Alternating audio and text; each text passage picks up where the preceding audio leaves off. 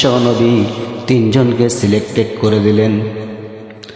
বললেন, যায়েদ ও আমার পালিত সন্তান, এই দিকে চলে আসো। চাচাতো ভাই জাফর বিন আবু তালিব, এই দিকে চলে আসো তুমি। আব্দুল্লাহ বিন রাওহা, তুমি এই দিকে চলে আসো। তিনজনকে ডেকে বিশ্ব নবী মুহাম্মদ সাল্লাল্লাহু আলাইহি ওয়াসাল্লাম বলছেন, তিনজনকে মতার প্রান্তরের মধ্যে আমি সেনাপতির দায়িত্ব দিলাম। যার যার যা কিছু মনের আশা আকাঙ্ক্ষা আছে, বাড়িতে যাও, সবাই বাড়িতে গিয়ে বিবি বাচ্চার কাছ থেকে বিদায় নিয়ে চলে আসো। ইন্নাল হামদালিল্লাহিল আকরামিল্লাযী খালাকাল ইনসানা ওয়া কাররামা ওয়া আল্লামাহু وعلمه من البيان ما لم يعلم فسبحان الذي لا يحصى امتنانه باللسان ولا بالقلم نشهد أن لا إله إلا الله وحده لا شريك له ونشهد أن سيدنا ومولانا محمدا عبده ورسوله الذي أرسله بالحق بشيرا ونذيرا وداعيا إلى الله بإذنه وسراجا وقمرا منيرا فقد قال الله تعالى في كلامه المجيد وفرقانه الحميد أعوذ بالله من الشيطان الرجيم بسم الله الرحمن الرحيم إن الله وملائكته يصلون على النبي يا أيها الذين آمنوا صلوا عليه وسلموا تسليما اللهم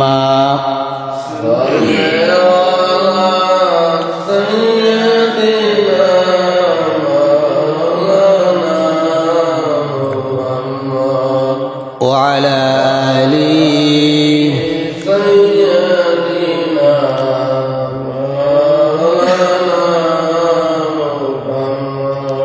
মনটা যদি হয়তো প্রবল হাওয়া, হয়তো যদি শুভর কবুতর, মেঘের ডানায় পাঠিয়ে দিতাম, মেঘের ডানায় পাঠিয়ে দিতাম মদিনার পথে, যেথায় আমার প্রিয় রাসূল ঘুমায় নিরন্তর, যেথায় আমার প্রিয় নবী ঘুমায় নিরন্তর। আল্লাহুম্মা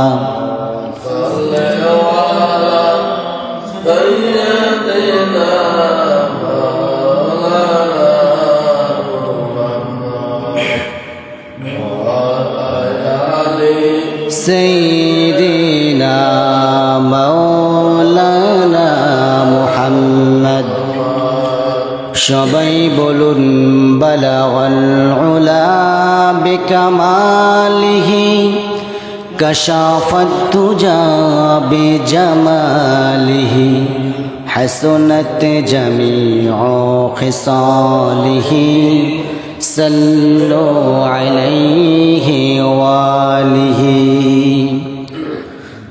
سراج الملة تمهي فخر دو عالم دل بار مولا ہو شریف الانبیاء نساہا کل ادیان دیگر ہو بلغ العلا بکمالہ کشف الدجا بجمالہ حسنت جميع خصاله صلوا عليه وآله সম্মানিত উপস্থিতি, আমি গত শনিবারে, তাই না, গত শনিবারে এখানে মাহফিল হয় না একটা,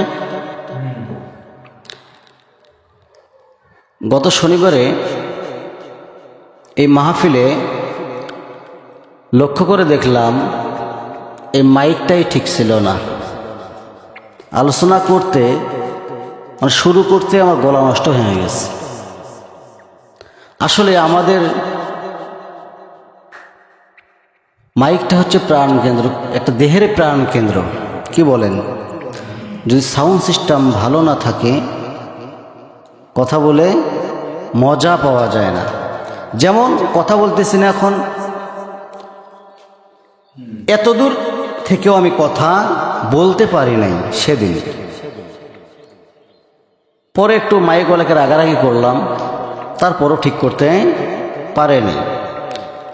যাই হোক, সেই দিক থেকে আমরা অনেক উন্নত আছি, বলি আলহামদুলিল্লাহ। সম্মানিত উপস্থিতি, সরাসরি মূল আলোচনার দিকে চলে যেতে চাচ্ছি।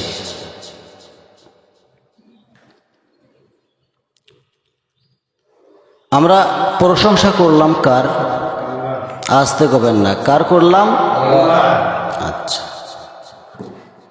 প্রশংসা কি আরো কারোর জন্য হয়? হয়? হয় না।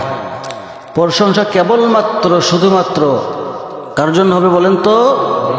আল্লাহ রাব্বুল আলামিনের জন্য হবে। সেই প্রশংসার দাবিদার তিনি, আমরা শুধুমাত্র তার গোলামি করব, ঠিক কিনা?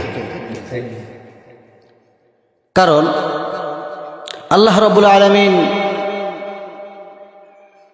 তিনি প্রশংসার দাবিদার, আমরা তার গোলামি করার জন্য প্রস্তুত আছি না? আপনারা নাই? আছি তো? সম্মানিত উপস্থিতি, বেশি সময় নেব না। ইসলাম এতটা সহজ আবার এতটা কঠিন, যদি আপনি কিতাব দেখেন নিজেই বুঝতে পারবেন আসলে ইসলামটা কাকে বলে। সাহাবায়ে কেরাম তারা কিভাবে নাকের মধ্যে দুনিয়াতে জান্নাতের ঘ্রাণ পেয়েছিল, জোরে কোন সুবহানাল্লাহ। আমার ভাইরা, সম্মানিত উপস্থিতি, মোতার যুদ্ধের কথা মনে পড়ে গেল। মোতার যুদ্ধের মধ্যে বিশ্ব নবী মুহাম্মদুর রাসূলুল্লাহ সাল্লাল্লাহু আলাইহি ওয়াসাল্লাম মোতার যুদ্ধের জন্য একটা বৈঠক ডাক দিলেন। সেই বৈঠকটা করতে গিয়া এক এক করে তিনজন সেনাপতি নিযুক্ত করলেন। বলেন কয়জন? আসতে বলবেন না, কয়জন? তিনজন সাহাবী নিযুক্ত করলেন। তিনজন সাহাবীকে আমার নবীজি সেনাপতি নিযুক্ত করলেন। লাগে কয়জন বলেন? একজন লাগে। সেই জায়গার মধ্যে বিশ্ব নবী তিনজনকে সিলেক্টেড করে দিলেন। বললেন, যায়েদ, ও আমার পালিত সন্তান, এই দিকে চলে আসো। চাচাতো ভাই জাফর বিন আবু তালিব, এই দিকে চলে আসো তুমি। আব্দুল্লাহ বিন রাওহা, তুমি এই দিকে চলে আসো। তিনজনকে ডেকে বিশ্ব নবী মুহাম্মদ সাল্লাল্লাহু আলাইহি ওয়াসাল্লাম বলছেন, তিনজনকে মতার প্রান্তরের মধ্যে আমি সেনাপতির দায়িত্ব দিলাম। যার যার যা কিছু মনের আশা আকাঙ্ক্ষা আছে, বাড়িতে যাও সবাই, বাড়িতে গিয়ে বিবি বাচ্চার কাছ থেকে বিদায় নিয়ে চলে আসো। সর্বপ্রথম জায়েদ বলতেছেন, ইয়া রাসূলুল্লাহি, ইয়া হাবিবাল্লাহি, আমার তো বাড়িঘর কিছুই নাই, আপনার কাছেই বড় হয়েছি হুজুর, কার কাছ থেকে আমি বিদায় নেব? আপনার কাছ থেকে স্যার কারো কাছে বিদায় নেওয়ার অপশন নাই। চলে গেলেন জাফর বিন আবু তালিব, বাড়িতে গেলেন।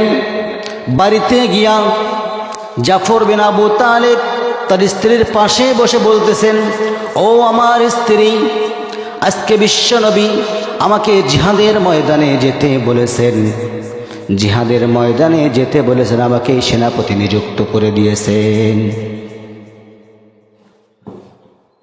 আমি চলে যাচ্ছি, যদি তোমার কাছে আমি কোনো খারাপ আচরণ করে থাকি, যদি কোনো ভুল করে থাকি, মেহেরবানি করে আমার স্ত্রী গো, তুমি আমাকে মাফ করে না দিয়ার কই যাবে, মাফ করে দিও। তুমি যদি আমার কাছে, তুমি যদি আজকে আমাকে মাফ না করো, কাল কিয়ামতের ময়দানে আমি তো আল্লাহ তাআলার কাছে ধরা খেয়ে যাব। আমার বন্ধুগণ বলেন তো, আজকে কোথাও যদি আমরা চলে যাই, স্ত্রীর কাছে অনুমতি লাগে?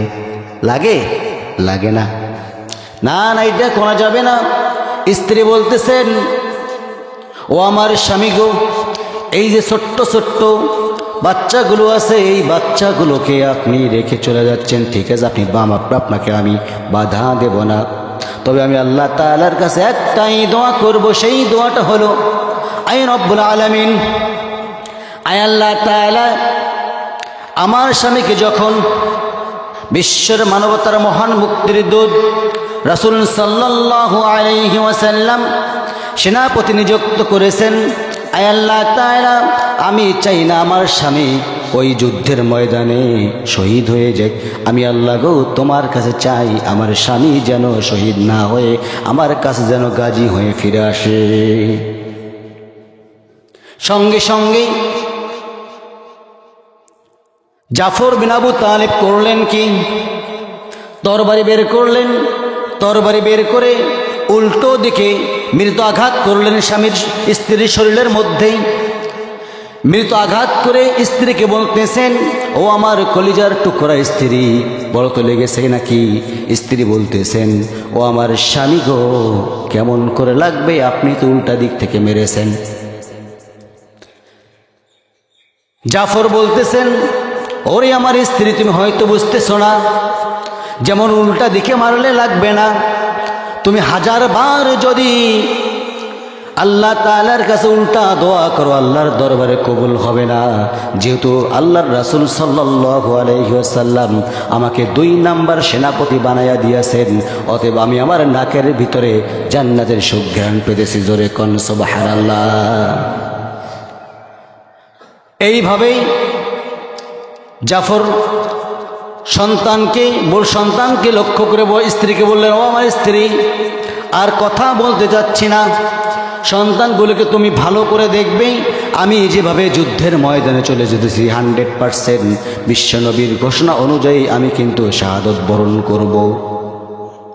এই কথা বলেই জাফর যুদ্ধের ময়দানের দিকে রওনা দিয়েছেন। যখন যুদ্ধের ময়দানের দিকে রওনা দিয়েছেন, সন্তানগুলো আব্বা আব্বা বলে ডাকতেছে, আব্বা। স্ত্রী কাটা কবিতরের মতো ছটফট করতেছে। ইতিপূর্বেই 1 মিনিটের জন্য, 1 সেকেন্ডের জন্য জাফর বিন আবু তালিব স্ত্রীর সন্তানের দিকে পেছনে কে ডাকলো, কেউ একটাবারের জন্য তাকায় নাই। আমার বন্ধুগণ, এখান থেকে আমাদের শিক্ষা অর্জন করার দরকার আছে না নাই? আসতে বলবেন না, আছে না নাই? আমার এই মুহূর্তে মনে হয়ে যাচ্ছে শুধুমাত্র জিহাদকে আমরা মনে করি মারামারি কাটাকাটি। না না, জিহাদের নাম তো মারামারি নয়, জিহাদের নাম হচ্ছে চেষ্টা। যার দিলের ভিতরে চেষ্টা থাকবে না, সে কশ্চিনকালেও জান্নাতে প্রবেশ করতে পারবে না। সর্বপ্রথম বিশ্ব নবী মুহাম্মদুর রাসূলুল্লাহ সাল্লাল্লাহু আলাইহি ওয়াসাল্লাম বদর যুদ্ধের ডাক যখন চলে আসছিল, কেটা ডাক দিয়েছিল? প্রথম যুদ্ধ বদর যুদ্ধ। সেই বদর যুদ্ধের মধ্যে সর্বপ্রথম আবু জেহেল দুনিয়া থেকে বিদায় হয়ে গেছে, আমার বন্ধুগণ ওই দিকে যেতে চাচ্ছে না। তারপরে আব্দুল্লাহ বিন রাওহার, তিনি স্ত্রীর নতুন বিবাহ করেছেন, ফুলসজ্জার রাত্রি তার, কেবল নতুন বিবাহ করেছেন। বাড়িতে গিয়া দেখেন তার স্ত্রী কোরআন তেলাওয়াত করতেছেন, দরজা নক করা, দরজার মধ্যে টোকা মেরে বলতেছেন, ও আমার স্ত্রী গো, দরজা খোলার দরকার নেই, তোমার দরজা খোলার কোনো প্রয়োজন নাই, তুমি ভিতর থেকে কোরআন তেলাওয়াতটা বন্ধ করো, আমি দুইটা কথা বলবো, 2 থেকে 3টা কথা বলবো তোমাকে গো আমার স্ত্রী, শোনো। কি কথা বলবে? স্ত্রী বলতেছেন, ও আমার স্বামী গো, মেহেরবানি করে আপনার চেহারাটা দেখলাম না, আপনি একটু ভেতরে চলে আসেন। হযরতে আব্দুল্লাহ ইবনে রাওহা রাদিয়াল্লাহু তাআলা আনহু বলতেছেন, ও আমার স্ত্রী, নতুন বিবাহ করেছে, ঘরের ভিতরে ঢোকা যাবে না, ঘরের ভিতরে এই জন্য ঢোকা যাবে না, যদি আমি ঘরের ভিতরে ঢুকে যাই হয়তো তোমাকে দেখার সঙ্গে সঙ্গে আমার প্রতি প্রেম নিবেদন হতে পারে, প্রেম জাগতে পারে, এই জন্য যদি প্রেম জেগে যায়, প্রেম জেগে গেলে আমি কিন্তু জিহাদের ময়দানে যেতে পারবো না। তখন স্ত্রী সঙ্গে সঙ্গে বলতেছে, আমার স্বামী গো, প্রেম নিবেদন করার জন্য আপনাকে আমি ডাকতেছি না, কেবলমাত্র বিয়া হয়েছে আপনার সঙ্গে আমার আছে ফুলসজ্জার রাত্রি, আপনাকে শুধু আমি চেহারাটা দেখব, এই চেহারাটা যদি আমি দেখতে পারি আমার স্বামী গো, আব্দুল্লাহকে বলতেছেন, আমার স্বামী গো, আপনার চেহারাটা যেন আমি চিনতে পারি, এই জন্য যেন কাল কিয়ামতের ময়দানে আপনাকে আমি সহজেই চিনে নিতে পারি। সুবহানাল্লাহ। স্বামী বলতেছেন, আব্দুল্লাহ বলতেছেন, ও আমার স্ত্রী, লাগবে না, লাগবে না, যার রাস্তায় সংগ্রাম করতে যাচ্ছি আমি, তিনি যদি, আমার আল্লাহ রব্বুল আলামিন যদি আমাকে শাহাদাতের নজরানা দিয়ে যায়, শাহাদাতের নজরানা যদি আমি পেয়ে যাই, আল্লাহ রব্বুল আলামিন কাল কিয়ামতের ময়দানে তোমার সঙ্গে আমার সাক্ষাতে মিল করে দিয়ে দিবেন। আস্তে কোন সুবহানাল্লাহ। আমার বন্ধুগণ, মুতার যুদ্ধের মধ্যে রওনা দিলেন সাহাবায়ে কেরাম যখন মুতার যুদ্ধের মধ্যে রওনা দিলেন, সর্বপ্রথম জায়েদ করলেন কি, এক পর্যায়ে অসংখ্য কাফের মুশরিকদেরকে দুনিয়া থেকে বিদায়ী করে দিয়েছেন। কাফের মুশরিকদেরকে দুনিয়া থেকে বিদায়ী করে দেওয়ার পরে পিছন থেকে ডান বাহুর মধ্যে পিছন থেকে একটা তরবারি হাঁকায় দিয়েছে, এই হাত ছিটকে পড়ে গেছে, আর একটা তরবারি এই হাতের মধ্যেই মেরে দিয়েছে। যখন এই হাতের মধ্যে মেরে দিয়েছে নাঙ্গা তরবারি, 2 হাতেই কিন্তু এই দেহ থেকে আলাদা হয়ে গেছে। তারপরেও এই বাম হাতের মধ্যে যখন ডান হাত যখন তরবারি হাঁকায় দিয়েছে, কালিমার ঝান্ডা এই হাতের মধ্যে নিয়েছেন, কোন হাতে? বাম হাতে নিয়েছেন। বাম হাতে নেওয়ার পরে যখন বাম হাতও কেটে দিলেন, বুক দিয়ে হামাগরি করে মুখের মধ্যে কালিমার ঝান্ডা নিলেন, কালিমার ঝান্ডা নিয়ে চিত হয়ে পড়ে আসেন। এক পর্যায়ে দেখা যাচ্ছে মস্তকটা আলাদা করে দিয়ে দিল কাফেররা, দেহটা আলাদা, মস্তকটা ধরটা আলাদা অন্যদিকে পড়ে আসেন। আমার বন্ধুগণ, একজন সাহাবীকে ডাক দিয়ে বলতেছেন, ও আমার ভাইয়েরা শোনো, এই যে আমি শাহাদত বরণ করতে যাচ্ছি, কিন্তু কালিমার যে কালিমার ঝান্ডা আছে, কালিমার ঝান্ডা আমি ধরে আছে, মাটি পর্যন্ত পৌঁছাতে দেই নাই, মাটির মধ্যে আমি পৌঁছাতে দেই নাই। কিছু সংখ্যক সাহাবী দৌড়ে আসলেন। আব্দুল্লাহ বিন জাহাশ রাদিয়াল্লাহু আনহু, তিনি এসে দেখতেছেন দেহ আলাদা, ধরটা পড়ে আছে একদিকে, ধরটা এদিক থেকে, ধরটা এই দিক থেকেই, মুখের মধ্যে কালিমার ঝান্ডা, কালিমার পতাকা মুখের মধ্যে আঁকড়ে ধরে, জীবন্ত মানুষ না মৃত মানুষ, কল্লা আলাদা, ধর আলাদা, ধরের মধ্যে মুখটার মধ্যে কালিমার ঝান্ডা চাপায়া ধরে আছে। এমন সময় ওই সাহাবী করলেন কি, সমস্ত যে দেহটা ছিল এই দেহটা একখানেই করে নিয়া, এমন কোনো জায়গা নাই জায়েদের, এমন কোনো জায়গা বাদ দেন নাই, গোটা শরীরের মধ্যে চোবাইতে চোবাইতে ভরে দিয়েছে। জোরে কোন সুবহানাল্লাহ। রাতের বেলায় আব্দুল্লাহ বিন জাহাশ তিনি স্বপ্নে দেখতেছেন, আব্দুল্লাহ বিন জাহাশ জায়েদকে স্বপ্নে দেখতেছেন, স্বপ্নের মধ্যে দেখতেছেন জায়েদ কি করতেছেন, জান্নাতের পাখি হয়ে উড়ে বেড়াচ্ছে। জোরে কোন সুবহানাল্লাহ। প্রশ্ন করা হলো, ও জায়েদ, তুমি যে জান্নাতের মধ্যে ঘুরে বেড়াচ্ছ, আল্লাহ তোমাকে কি বলছেন? আল্লাহ তোমাকে জান্নাত দিয়ে দিল, তুমি কি বলছো? আল্লাহ তাআলাকে বললেন, জায়েদ বলছেন জান্নাতের মধ্যে আল্লাহ স্বপ্নের মধ্যে দেখায় দিচ্ছেন, আব্দুল্লাহ বিন জাহাশকে দেখায় দিচ্ছেন। জায়েদ বলতেছেন, ওরে ভাই আব্দুল্লাহ বিন জাহাশ, আমি আল্লাহর সঙ্গে যখন আমি যখন আল্লাহকে বললাম, আল্লাহ তাআলা তোমার জান্নাতে আসলাম, আর একটা বার যদি আমি দুনিয়ার জমিনে যাইতে পারতাম, আর একবার কাফের মুশরিকদের সঙ্গে মোকাবেলা করে আমি আবার মরতে চাইতাম। সুবহানাল্লাহ কবেন না? তাহলে একবার জীবন দিয়েছে, আর একবারও মইরা যাওয়ার পরেও তারা জীবন দিতে চাচ্ছে। সম্মানিত দিনী ভাইয়েরা আমার, তারা তো মরে না। শহীদরা কখনো মরে? বলেন বলেন, মরে। আল্লাহ রাব্বুল আলামিন কি বলে জানেন?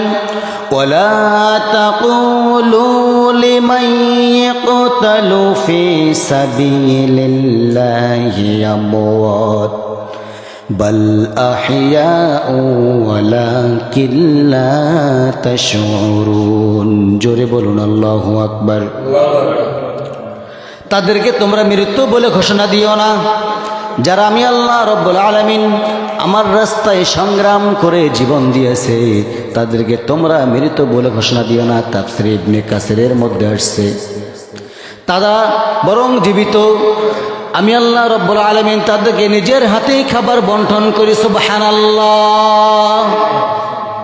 যে আল্লাহ নিজের হাতেই ওই শহীদদেরকে খাবার দিয়ে দেন। আমার ভাইয়েরা, রংপুরের মধ্যে আবু সাইদ নামের একটা ছেলে 24 সালের মধ্যেই 5ই আগস্টের আগে জীবন দিয়ে দিল। সে কি শহীদ না? দেশের জন্য জীবনটা দিল, সে শহীদ না? শহীদ, সেও শহীদ। এখন তো ভাই শহীদের নাম বহুতগুলো বের হয়েছে, ঠিক কিনা? আল্লাহ কি বলছেন? ওয়ালা তাকুলু লিমান ইয়াকতালু ফি সাবিলিল্লাহি আমওয়াত বাল আহইয়াউ ওয়ালাকিন লা তাশউরুন।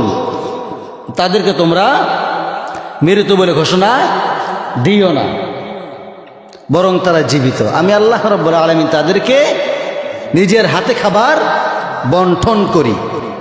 এখন আল্লাহ রাব্বুল আলামিন যদি নিজের হাতে খাবার বন্টন করেন, তাহলে মানুষ মারা যাওয়ার পরে শরীরে কি রক্ত থাকে না পানি হয়ে যায়? বলেন তো।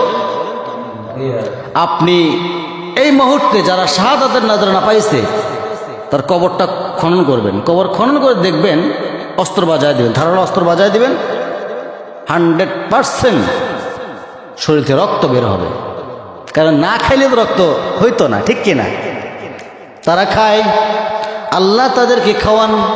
খাওয়াইতে খাওয়াইতে তাদের দেহের ভিতরের মধ্যে রক্ত জমাট হয়ে যায়, তাদের মৃত্যু হয় না। কাল কিয়ামতের ময়দানে কান কাটা, চোখ তোলা, নাক কাটা, হাত কাটা, পা কাটা, দেহ কাটা, মস্তক কাটা, এই কিছু নিয়ে কাল কিয়ামতের ময়দানে উঠবেন। আমার আল্লাহ রব্বুল আলামিন বলবেন, ও বান্দা, তোমার কি হয়েছিল? তোমার নাক কাটা, তোমার হাত কাটা, তোমার কান কাটা, এত কিছু কেন? কি হয়েছিল তোমার? ওই বান্দা বলবেন, আল্লাহ তাআলা তোমার জমিনে তোমার দিন বাস্তবায়ন করার জন্য এত পরিমাণ চেষ্টা চালাইছিলাম, কাফের মুশরিকেরা আমাকে দুনিয়া থেকে বিদায় করে শহীদ করে দিয়েছে। জোরে কোন সুবহানাল্লাহ। আল্লাহ রাব্বুল আলামিন বলবেন, ও বান্দা, তোর কোনো আজকে হিসাব নিলাম না, আমি তোকে আমি বিনা হিসাবে এই জান্নাতের মেহমান বানায়া দিলাম। আমার ভাইয়েরা, এই দুনিয়ার জাগতিক জিন্দিগিতে শুধুমাত্র কেবলমাত্র মানুষ ব্যতীত সব প্রাণীকুল কিন্তু আল্লাহকে মানে, ঠিক কিনা? আসতে কবেন না। আল্লাহ রাব্বুল আলামিন বলেন, সময় নাই, দেখেন আল্লাহ রাব্বুল আলামিন বলেন, এত সুন্দর করে স্পষ্ট করে বলতেছেন, আফা গায়রা দীনিল্লাহি ইয়াবগুন ওয়া লাহু আসলামা মান ফিস সামাওয়াতি ওয়াল আরদি তাওআন ওয়া কারহা। জোরে বলুন আল্লাহু আকবার। আসমানে যতগুলো প্রাণীকুল আছে, জমিনে যতগুলো প্রাণীকুল আছে, সমুদ্রের তলদেশে যতগুলো প্রাণীকুল আছে, সমস্ত প্রাণীকুল হুকুম মানে আমি আল্লাহ রাব্বুল আলামিনের। কেবলমাত্র শুধুমাত্র হুকুম মানে না মানুষ, মানুষ ব্যতীত সমস্ত প্রাণীকুল গাছপালা থেকে সব কিছু নিয়ে সবাই হুকুম মানে। বলেন তো কার? আসতে বলবেন না কার?